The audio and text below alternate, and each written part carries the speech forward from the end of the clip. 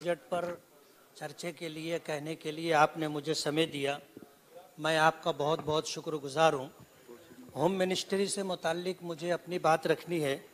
मेरी constituency Malegaon central 114 में law and order के हालात बहुत ज़्यादा ख़राब हैं और उसकी ख़राबी की वजह यह है कि बहुत बड़े पैमाने पर मेरी कॉन्स्टिट्यूंसी में ड्रग का नशा आवर चीज़ों का कारोबार हो रहा है, जिसमें गांजा है, अफीम है, कुत्ता गोली है, एमडी है और इन जैसे नशा आवर चीज़ों का कारोबार बड़े पैमाने पर होने की वजह से मेरी कॉन्स्टिट्यूंसी के अंदर मर्डर के 9 हादसात साल 2020 से अब तक मर्डर के 2, हाफ मर्डर के 14, बलात्कार के 11, एक डकैती, जबरी चोरी 14, घर फोड़ी 41, चोरी के 91, 19 दंगे, आत्महत्या के 9 घटना हो चुकी है।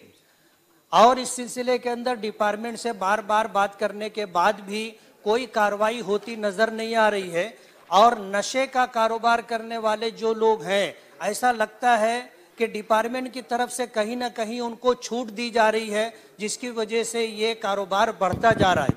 हालात खराब होने की वजह से आज हफ्ता भर काम करने वाला मजदूर जब अपनी तनख्वाह लेकर के जाने लगता है तो उसे कटर मार करके उससे उसके हफ्ते भर की कमाई छीन ली जाती है। मोटरसाइकिल बड़े पैमाने पर चोरी हो रही है और चोरी करने वालों का कोई जो है अता पता नहीं है। ऐसे हालात के अंदर मैं आपके तवस्सुत से हमारे होम मिनिस्टर साहब से ये गुजारिश करूंगा कि शहर के हालात जिस तरह बिगड़ते जा रहे हैं उसको कंट्रोल में लाने के लिए कुछ न कुछ हमारी तरफ तवज्जो देनी चाहिए। दूसरा विषय मैं हेल्थ डिपार्टमेंट से मुताल्लिक रखना चाहता हूं। कोरोना के दौरान फरवरी और मार्च में मालेगांव के हालात बहुत ज़्यादा ख़राब थे और 1000 से ज़्यादा तादाद में लोगों की अमवात हुई।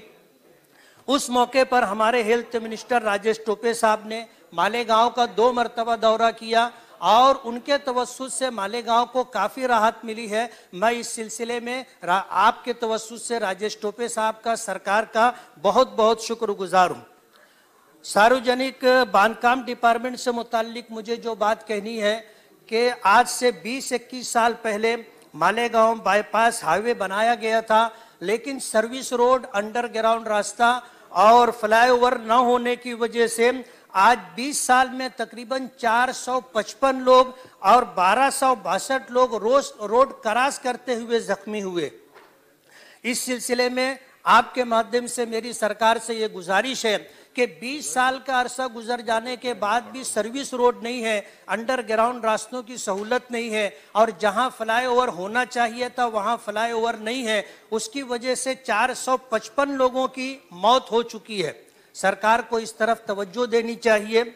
और इसी तरह जो है हेल्थ डिपार्टमेंट से मुताल्लिक मुझे जो बात कहनी है कि मालेगांव सार्वजनिक हॉस्पिटल के एरिए में महिला बाल रुग्णालय को सरकार ने मंजूरी दी है और 36 करोड़ रुपए का बजट मंजूर किया है। अगर उस सिलसिले में बजट रिलीज हो जाता है तो उन महिलाओं को जिनको डिलीवरी के लिए बहुत दिक्कतों का सामना है, बच्चों के इलाज और मुआवजे के लिए जिनको बहुत तकलीफ है, उन लोगों को राहत हो जाएगी। इस सिलसिले में मेरी आपके माध्यम सरकार से ये गुजारिश है कि बजट जल्द से जल्द रिलीज करके तामीर का काम किया जाए।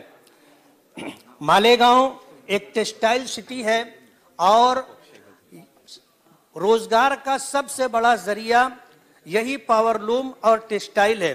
पिछले दिनों सरकार ने उस सिलसिले में एक सर्कुलर निकाला कि जितने कारखाने हैं उन तमाम कारखानों का ऑनलाइन रजिस्ट्रेशन होना चाहिए और उसके लिए जो अटी शर्ती जो कंडीशन डाली है वो ये है कि जो कारखाने की जमीन और प्लाट है जिस नाम पर है उसी नाम पर बिजली कनेक्शन मीटर भी होना चाहिए और पावरलूम परमिट भी उसी नाम पर होना चाहिए।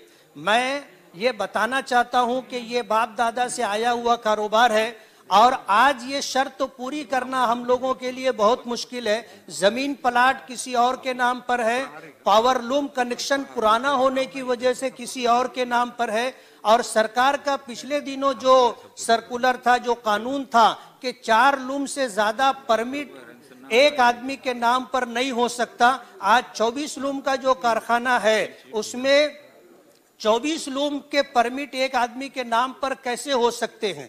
मेरी आपसे ये गुजारिश है कि ये इन शराइत को आसान किया जाए और बेहतर होगा कि रजिस्ट्रेशन के लिए जो सर्कुलर निकाला गया है उसे रद्द किया जाए। मालेगांव टेक्सटाइल सिटी है, एमएसईबी बोर्ड के तवस्सुस से पिछले दिनों बिजली मिला करती थी, लेकिन 2019 में प्राइवेट कलकत्ता बिजली प्राइवेट कंपनी को ठेका दे दिया गया है 20 साल के लिए।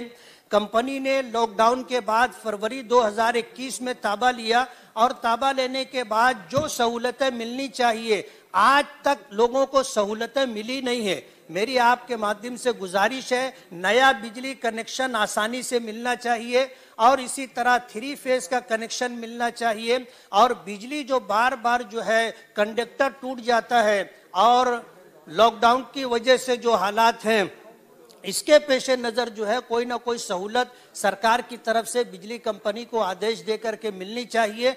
आज इस मौके पर आपने मुझे कहने का मौका दिया, मैं आपका बहुत बहुत शुक्रगुजार हूं और ये उम्मीद करता हूं कि जो गुजारिशात मैंने की है उस पर अमल आवरी होगी और लोगों को जल्द से जल्द सहूलत मिलेगी। बहुत बहुत शुक्रिया। श्रीयुत अभिमन्यु पवार।